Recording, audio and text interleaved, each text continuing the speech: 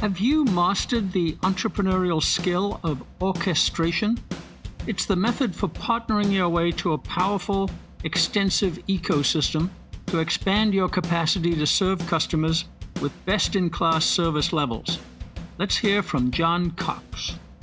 This is the Economics for Entrepreneurs podcast, a project of the Mises Institute, applying the principles of economics to start, grow, and manage your business.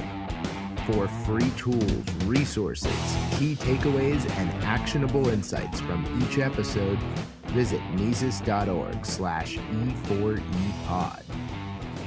Now, here's Hunter Hastings. Hi, Hunter Hastings here. At Economics for Entrepreneurs, we see entrepreneurial economics as the solution for all questions regarding the improvement of the human experience. An understanding of what motivates people spurs entrepreneurs to create and produce economic goods and services that people want to buy and enjoy. Entrepreneurs improve other people's lives, one satisfied customer at a time. Within that framework, a single entrepreneur can serve a lot of customers with a lot of services through the mechanism of orchestration. Our guest today, John Cox, serves people by providing them with modern, affordable, well-maintained, secure, and well-located apartments for rent. He also serves investors by packaging investment units into funds to finance the purchase and upkeep of the apartment buildings. He's also an advisor to those investors. He's built an advisory and investment ecosystem. The way to identify the opportunity, of course, is through the lens of customers' needs and their dissatisfactions. John learned that many investment customers prefer one-stop service interfaces for financial management, including accounting, legal, investment management, and investment opportunity identification across a wide swath of private and public markets. How do you maintain that wide swath capability and a single point of contact interface and maintain impeccable best-in-class credentials and service? By adroit use of partnering and orchestrating the capabilities of a wide range of networked providers. We'll learn some very effective orchestration techniques from John. He holds a BA degree from the University of Illinois at Chicago, where he majored in accounting and political science. He received his JD degree from Illinois Institute of Technology, Chicago, Kent College of Law. He's the founder of Cox Financial Group Limited, which specializes in investment counseling, income tax planning, retirement planning, and asset protection. And he's chairman of Equity Property Management, LLC. As we'll find out, John has also devoted some of his time to changing California for the better through politics rather than economics. We'll learn about his creative, innovative, and wholly original efforts in that direction. But first, let's learn everything we can about orchestration from a lifelong entrepreneur with an outstanding track record of success. John, welcome to Economics for Entrepreneurs. Thanks for having me, Hunter. Great to be with you. Well, it's a real pleasure and an honor for us. And we're speaking to you as an entrepreneur. You're a great and long-established entrepreneur. In fact, you chose entrepreneurship at the very start of your career. And so I'd like to go back there because that'll help people who are thinking about making the entrepreneurial choice. And as I understand it, you got a degree at the University of Chicago. No, that's not quite true. It's the University of Illinois at Chicago. Okay. Is there a difference? Yes. University of Illinois is a different institution than the University of Chicago. But I really started entrepreneurship even before that because my brother and I were tennis professionals, and we decided to get into teaching tennis, and we would go around the public parks at our local community and hand out our business card. And we made a pretty decent buck just offering tennis lessons to people on the courts. That was the early start of my entrepreneurship. Well, that's great. So you always had that instinct. Well, I always knew that if I wanted to make a living, I had to provide a good service and sell myself and get out there. And that's what we did. We went and approached people on the tennis court and offered our skills. And that's really what any entrepreneur does. Well, that's right. And then so at the university, You got your degree, you got supplemental qualifications for the financial services industry, which I know is it's a very Law rigorous school. qualification. Yeah, so law school and Yeah. finance. Yeah, what I did was I first got my accounting degree. I didn't really know what an accountant was, but my brother was able to give me some guidance on that. And I got into a few accounting classes and loved it, and ultimately got a CPA certificate when I graduated from the University of Illinois. And then always had the goal of wanting to go to law school and be a lawyer. So it just made sense to be an accountant and a lawyer and specialize in business and tax and all the entrepreneurial kind of opportunities that went along with that. And then you did join one of the big accounting firms for a while, right? Price Waterhouse. Yeah, it was actually called Coopers and Lybrand at the time, and it later merged after I had left with Price Waterhouse. But yeah, I had started at a small law firm first to get my feet wet and to get some grounding in tax law. It was a tax law firm that was pretty celebrated in Chicago. They had represented Jesse Owens, who was the famous athlete, but he had failed to file tax returns, and this tax law firm had gotten him at least with a civil fine when IRS went after him. But that law firm was small, and I wanted to get the training and really exposure to big clients, and so I took a job with this Coopers and Lybrand, which was then one of the top 8 largest accounting firms in the world at that time. And it was a great training ground, Hunter. I, at the young age of 21 years old, I had graduated college in 2.5 years, accelerating with advanced placement exams. But at 21 years old, I just got great experience being sent out to do tax planning and review tax accruals for financial statements, and being involved with large companies like State Farm, which was undergoing audits and needed my help, and that was just a good amount of great experience with a big firm. And then quickly, John, you then started your own uh, law and accounting firm. So, what gave you the confidence and the ability, do you think, to move that quickly? Well, I worked at Coopers and Lybrand while I was going to law school, so I was able to pick up a lot of experience in tax law while I was actually studying it in night school, in law school.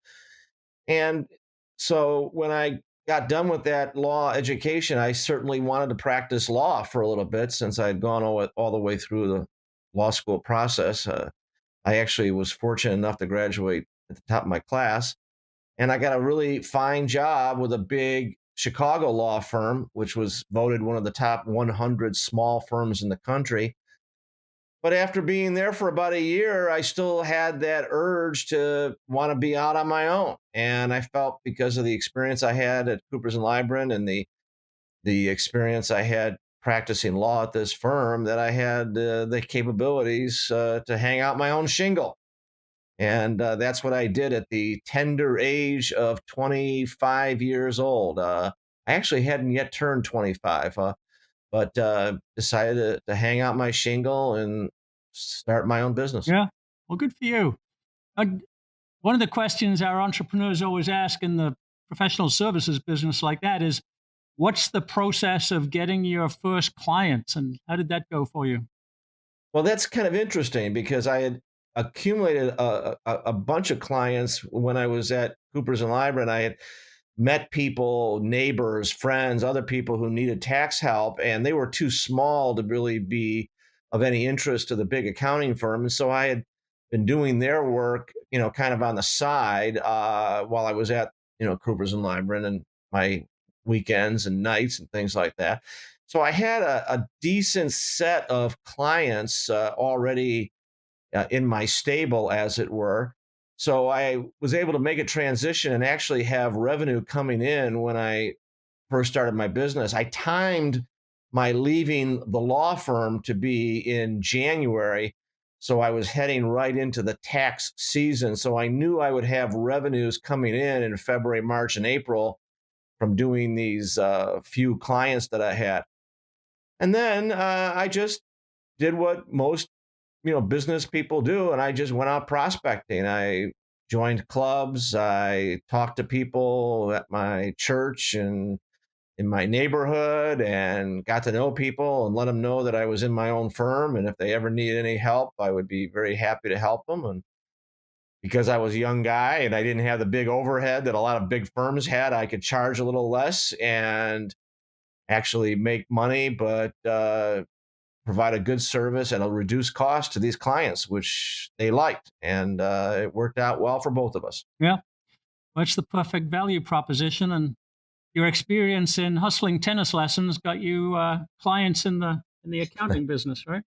Well, yeah. I mean, I knew how to sell myself. I mean, I would talk to people and, certainly was able to address what their needs were. I mean, people who needed tax help were either facing an audit or needed a tax return prepared, or wanted to do some planning or needed a will or any number of things that I was able to do and had the expertise to do.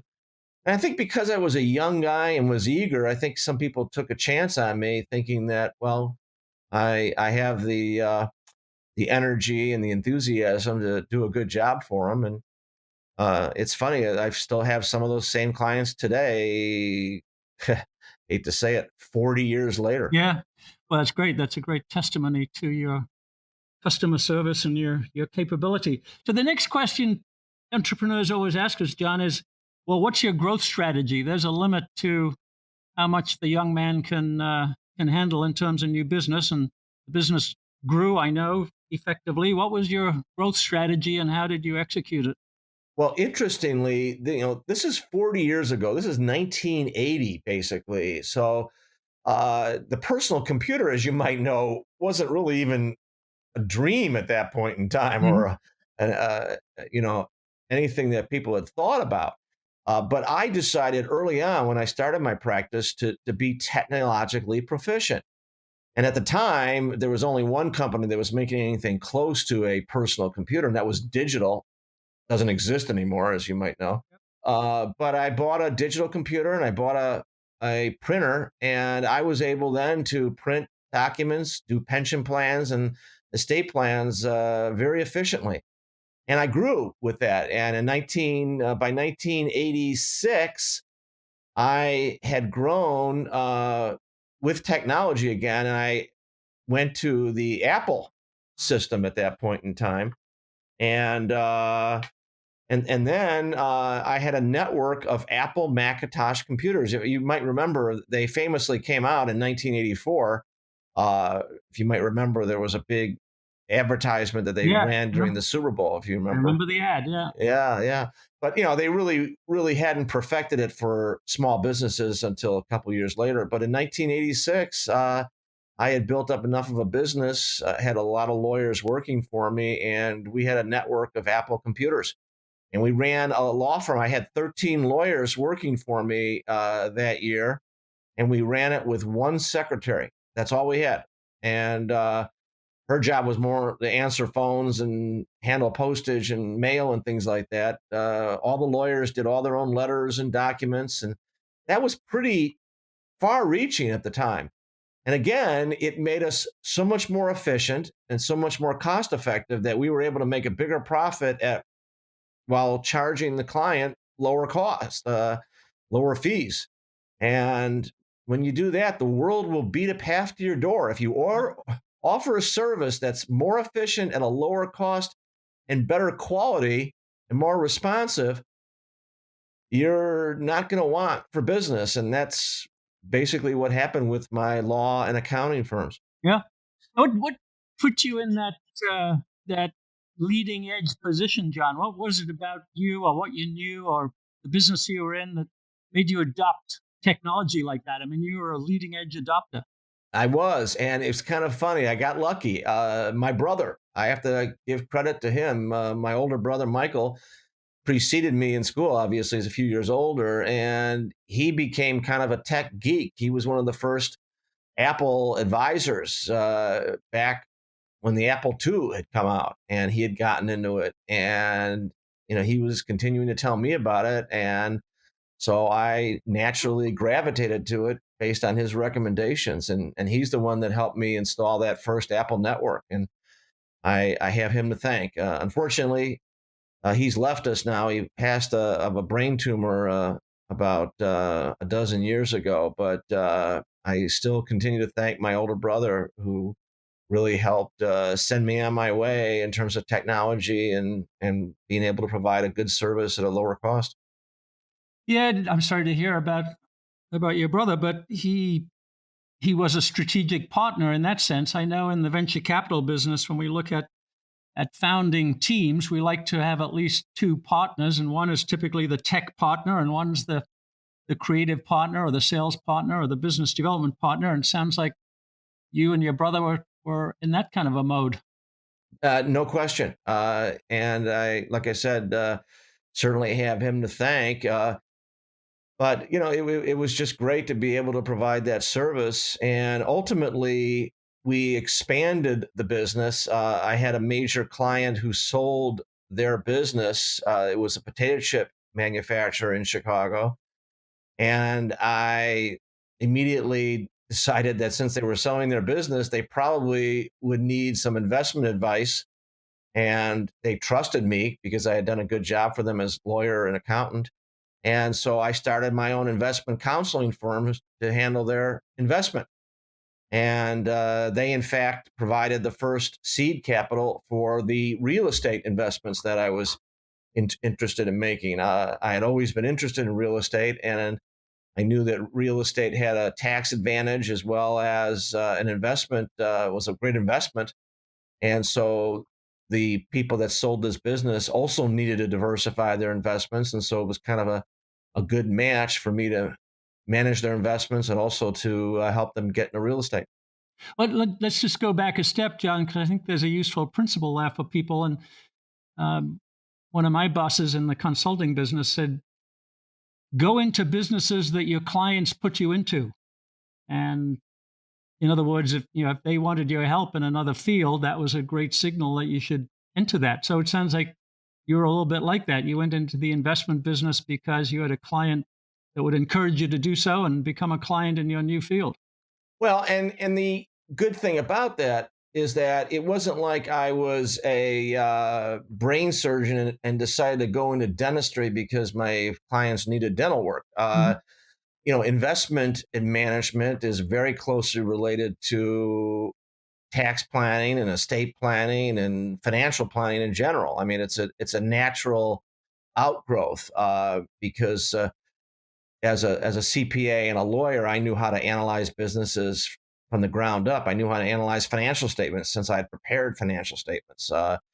So it was not a reach for me to be able to grow into analyzing investments as an investment advisor, and then using my background in tax and legal matters to be able to give personal financial planning advice. I wasn't really equipped to actually pick stocks and bonds.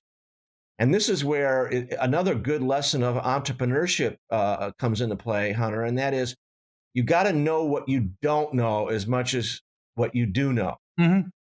And I knew that there were something like 10,000 publicly traded companies, and I didn't have the resources or the people or the background to analyze, that many companies and winnow them down to the best opportunities for my clients. But I knew that there were firms out there that did, and I had a relationship with one in particular. It was called Stein, Rowan, Farnham, and it happened to be one of the top investment management firms in the country at the time. And I had been introduced to them because I had done the tax returns for the founder of the firm, whose name was Sidney Stein Jr. And so I knew about the firm. And so when this client sold their business and needed the investment help, I reached an accommodation with this investment management firm such that they would help pick the stocks and bonds I would do the financial planning, the tax planning, the estate planning, and all the personal counseling that was involved. And this big firm would charge me a reduced fee for picking those stocks and bonds, less than what they would normally charge someone just coming in off the street. And I basically did what's called a wrap. So they would charge me, let's say, 0.5%. I charged my clients 1 or 1.25%, depending on what kind of service I gave to them. And then I paid this firm. So the client didn't end up paying more than they would have paid if they had gone directly to this company. But they got the benefit of this investment counseling firm, this major big firm that had all these people working for them. And they also got the benefit of having me involved to handle their personal financial planning, their tax planning, their estate planning, and basically hold their hand and give them personalized advice. So, and that's actually been one of my main businesses ever since in the last 35, 40 years. And the fancy term for all of that in the business textbooks, I think, John, is an ecosystem. You created an ecosystem of investments and real estate and law and accounting and so on. And the skill to manage that, besides the personal service skills, which obviously you have to a high degree, is orchestration. Not, not as you say, being able to do everything, but be able to orchestrate it so it comes together for clients. So did you think of yourself that way, an Yeah, you know what? orchestrator? Until you've said it now, I guess that is exactly like a conductor in an orchestra. Mhm. This firm that did the investment management was the lead violin, if you will, and the estate planning and tax planning would be the horn section, and maybe the legal work would be another part of the orchestra, the percussion or Yeah. something. And I sat at the top of this, basically orchestrating the whole thing, so that the client only had one person they personally dealt with, and that was me. But beyond me, there was the investment counseling firm, there were the lawyers who handled legal work, and then there was the accountants and the other people that did all the tax work. So they got a full uh, financial plan done, but they didn't have to go and visit a separate accountant, a separate investment counseling firm, a separate law firm. And I made the argument a lot of times, Hunter, with potential clients, that it was a lot more cost effective and a lot more productive to have it done in one place.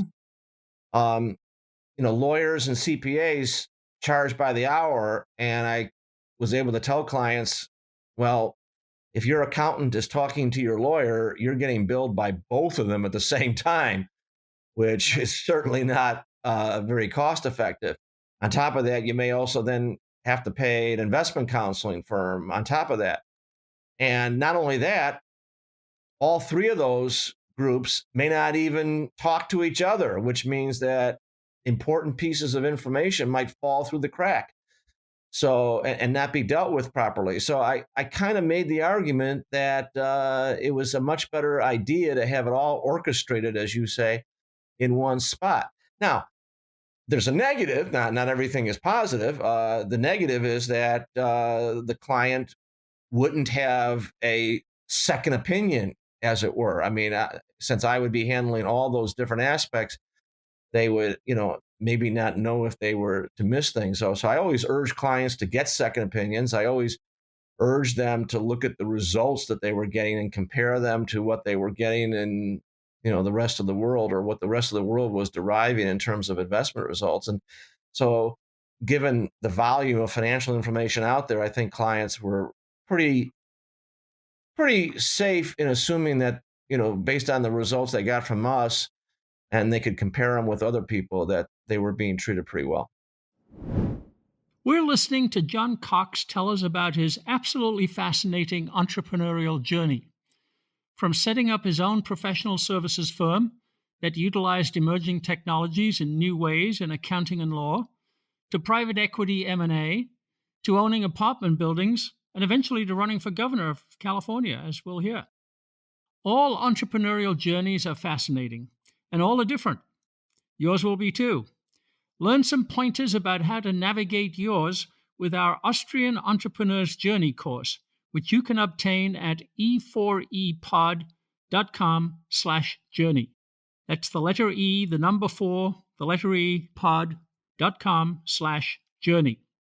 And now back to John Cox's journey. Yeah, so I'd like everybody to take away this idea in the service business of orchestration. It brings so many sets of knowledge and skills to bear for the client. And then, as you say, John, the client has a great experience in that it's personal and one-on-one with you or whoever their primary agent is. So it's a great system for the modern world. It is.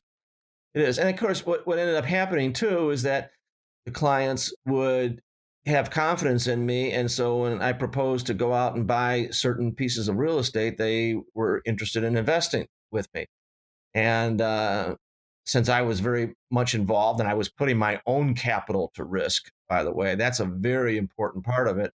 They had a lot of confidence that I would devote the time and attention and the effort to making sure that those investments were successful. And that's in fact what happened. We continued to buy apartment buildings because I felt apartment buildings were the best investment. And today we now own almost 3,000 apartment units. I have the lion's share. I own about a 60% interest in overall in the properties. And but a lot of these clients have a piece of those properties, and we've just done very, very, very well. Knock on wood. Given what's happened to the economy in the last 30 years. And Nassim Taleb calls that skin in the game, John, which, it sounds a bit dismissive, but actually it's really, really important. The ability to give great advice and guidance to your customers is massively enhanced when you've got skin in the game, and you clearly have. Yeah, and I kind of laugh when I watch a news show. I'm an inveterate watcher of Fox Business and CNBC, and invariably they'll have an analyst on, and the analyst will say, "Oh, you should buy this stock, and this stock is great, and this stock is great." And then they ask the analyst, "Well, you need to disclose how much of it you own," and the analyst says, "Oh, I don't own any of it. I don't have any shares of that company." Yeah, in fact, they claim that as a qualification, right? They're unbiased. Exactly. It's supposed to make them independent, and I guess maybe it does in one sense. But think about it: if you're recommending an investment to people and you don't have any of that investment yourself, I'm wondering how much conviction or how much knowledge you really can have that would say that you think it's a good idea to make that investment. I would much rather. I mean, one of the things that I quiz our investment counseling firm all the time is, how much of the company does senior management own? Mhm. I want senior management to have a lot of skin in the game. I want them to suffer or benefit from bad or good performance of the company because I want their fortunes to ride right along with mine. Yep, yep. Well, I know you continue to run and lead these considerable businesses, John. You manage clients, uh, but you moved from Chicago to here in California. You and I are neighbors in San Diego, but your properties and your offices are still in the Midwest. Uh, what advice do you have about managing long distance? Well, fortunately, technology again has served me well. The internet, which frankly wasn't even a consideration when I started my businesses, of course, has grown and just led a complete revolution in management.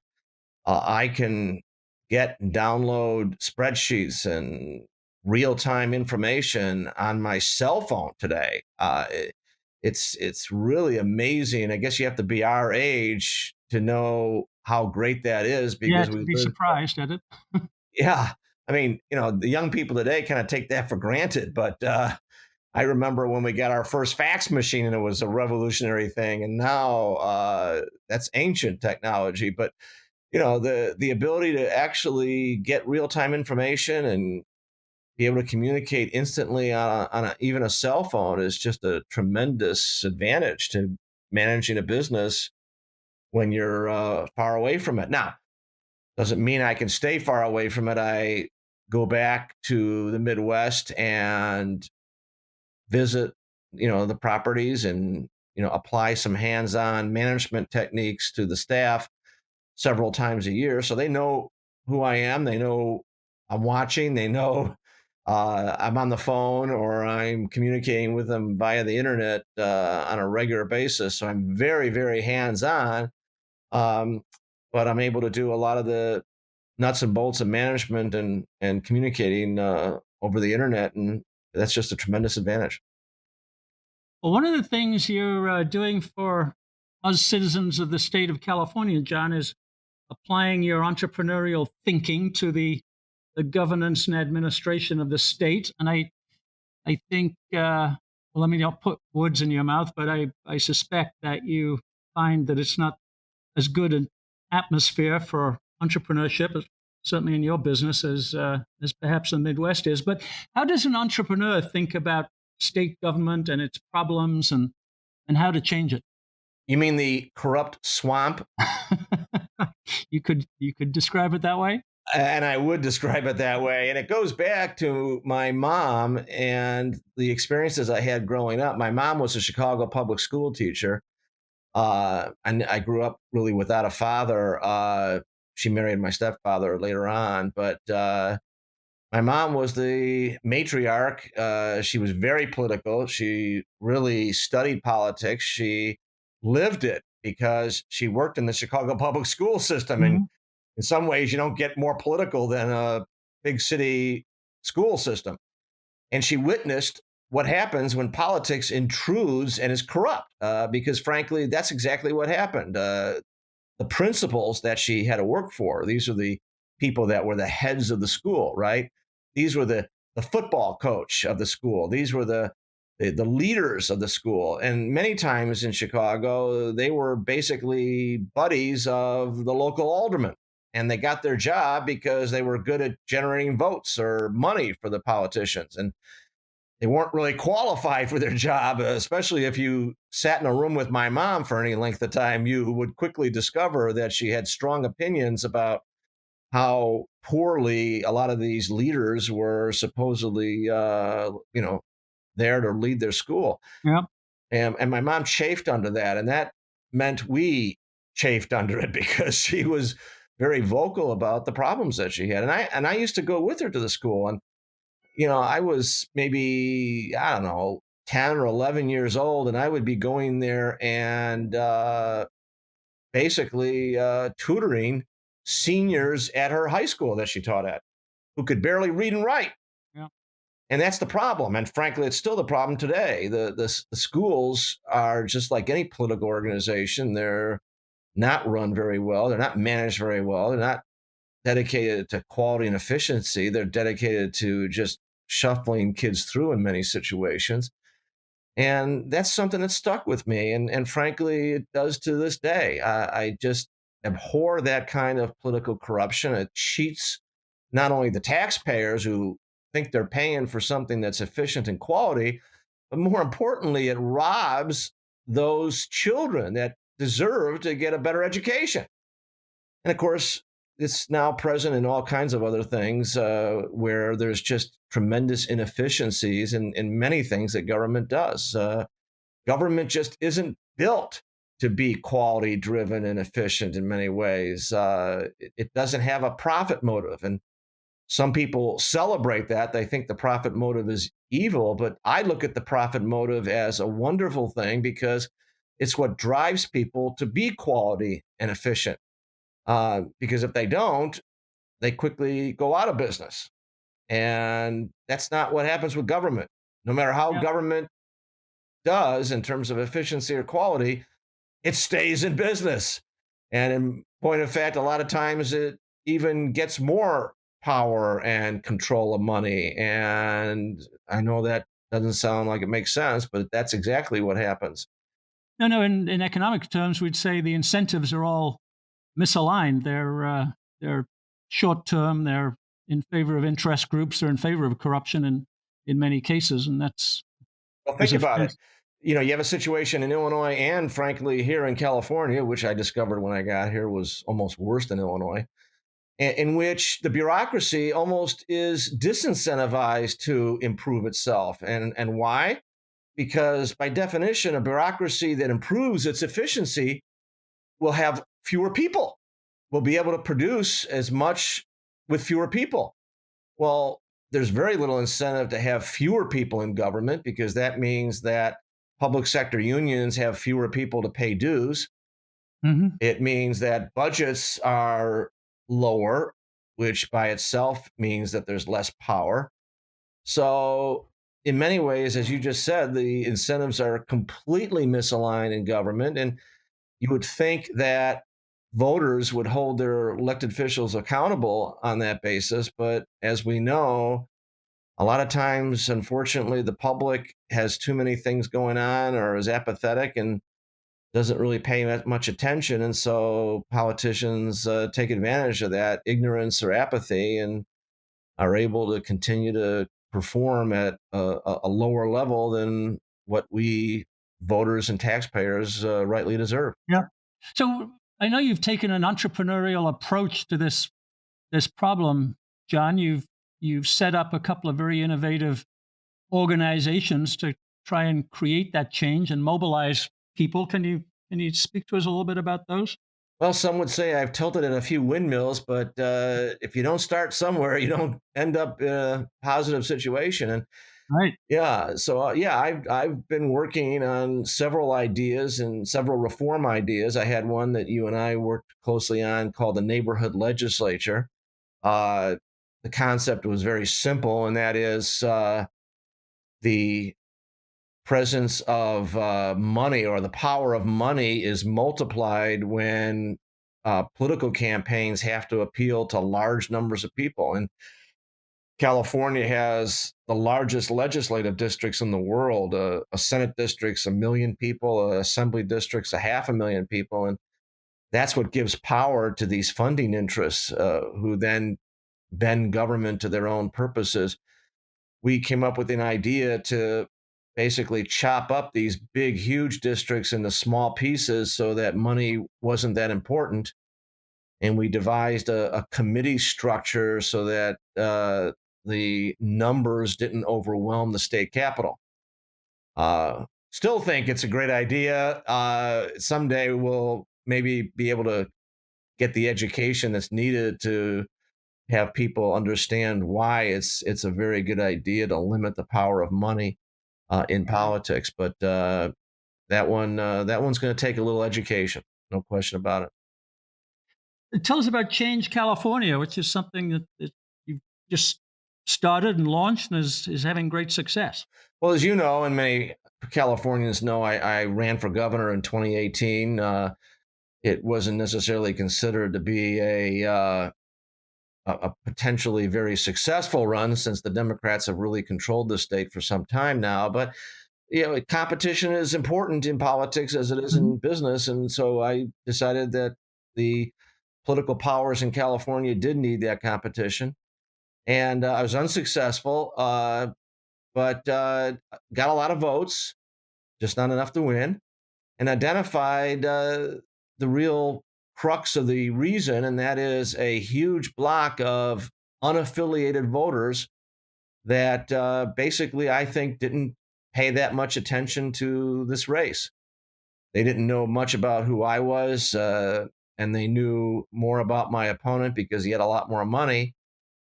And my thought is if those independent voters could be educated on the issues, that they would act to do something about some of the conditions on the ground here in California. As you know, and many of the listeners to the podcast know, California is widely considered to be pretty mismanaged. It's got the highest cost of living and the highest poverty rates. It's got the highest tax rates and the worst education results. Water is in threat of being rationed.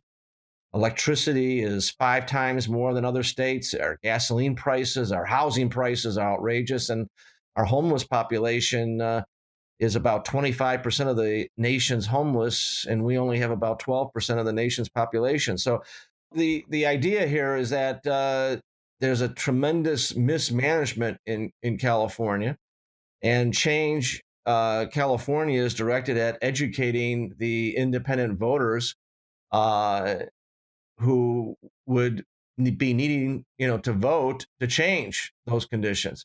And there's this big block of 6.5 million independent voters who, frankly, just haven't been paying enough attention. They uh, don't vote at the same frequency that Republicans and Democrats do, and they need to be educated. So we are hiring military veterans. These are people that are trusted in the community and that have a good amount of uh, moral support from the community. And we're paying them to go door to door and educate and get to know these independent voters. And hopefully, these independent voters will get more involved and be willing to vote to get some change in a positive fashion in California. And I think it's very necessary. Yeah. Well, thanks for doing that. And I know that you subscribe to the idea that it's education in the sense of learning and understanding exactly what is going on that will help people make good decisions. And we certainly believe in that. Let me ask you about an entrepreneurial uprising which may be going on in California. The state recently passed it's called AB 5, and it's known in the media as the anti-gig worker bill, but it restricts independent contractors. And it was done by the state to force people into unionized situations and increase union dues, among other reasons. But now a lot of people are rebelling against that. And I saw a headline that some writer wrote the other day that says it's turning Democrats into libertarians. They suddenly realize the state is taking away their economic freedom and their entrepreneurial independence. So do you think that's a promising development? We've got a libertarian uprising? I do indeed. And I have talked to people who have been negatively impacted by this, and they're outraged. And you're absolutely right. It wasn't like there was a whole bunch of protests or marches by gig workers, people who work for DoorDash or TaskRabbit or Grubhub or any of these other, services that have popped up because of the internet and because of the flexibility that's offered by being a gig worker. There was no uprising of that necessitated this bill. This bill was plainly done by politicians who wanted to increase union representation. And of course, those unions would repay that favor with a lot of dollars and workers to get elected. And you're absolutely right.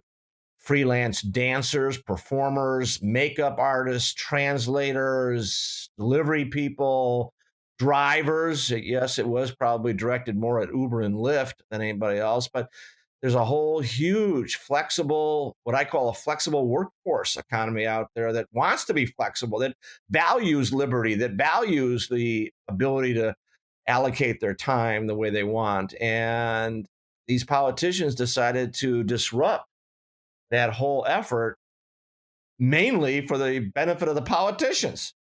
And of course, the trial lawyers who are going to benefit, Right. because now you're going to have a lot of lawsuits. And frankly, what's happening is that a lot of these companies that would have used freelance people in California, like writers, it impacted a lot of writers. Mhm. A lot of companies, a lot of websites, a lot of publishers who are not in California but used California freelance writers have decided it's not worth it because they figure they're going to get sued by some California lawyer for not providing the right benefits. And they think they can probably withstand the factual analysis of whether they have to comply with this law or not, but they don't even want to try. They're just going to give up and hire somebody else in some other state where they're not going to have to worry about fighting a trial lawyer someday. I mean, that is a real problem throughout this whole economy here in California, and that is the trial lawyers have been one of the biggest funders of politicians, and the politicians have rewarded them with new lawsuit opportunities at every turn. I don't know if you know this now, but it's now an actionable discrimination to discriminate against somebody because of their hairstyle.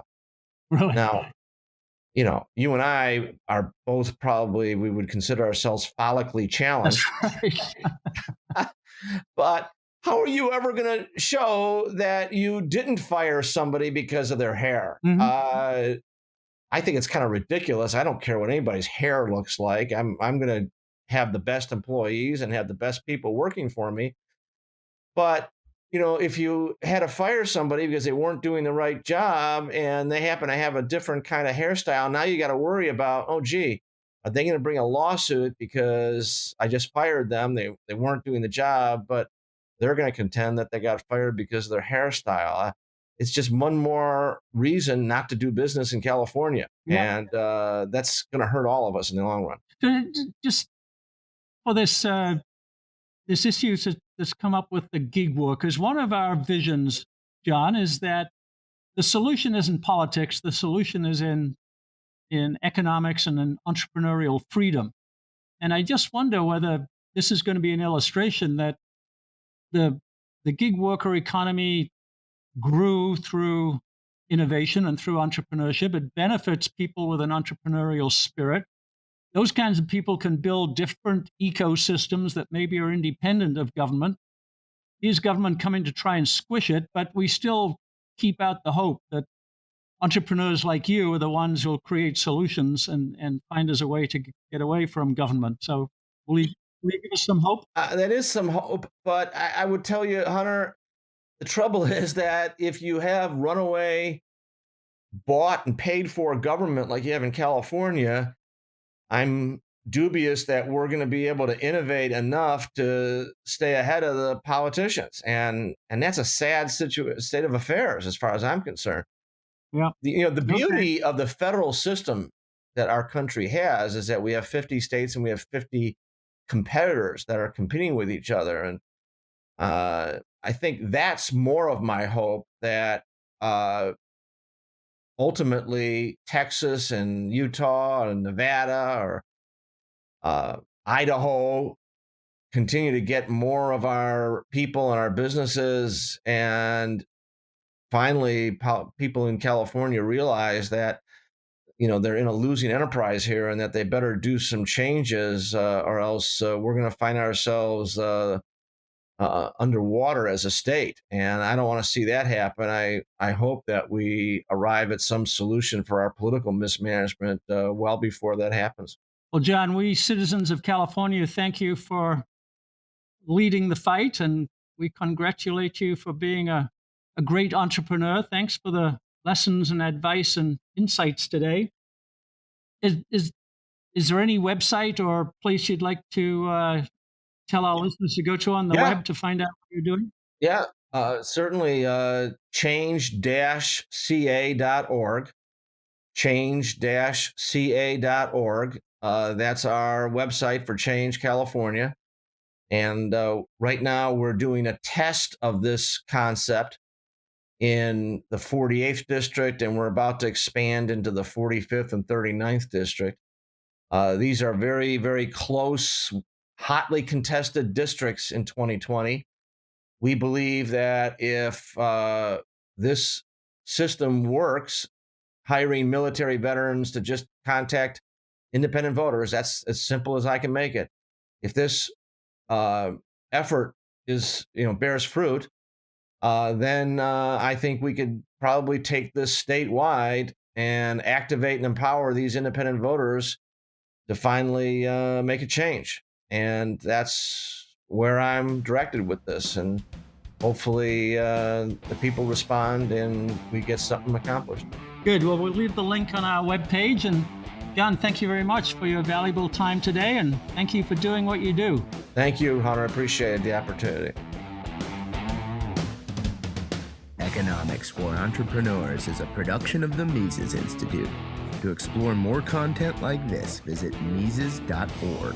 That's MISES.org. For more from Hunter Hastings, check out hunterhastings.com.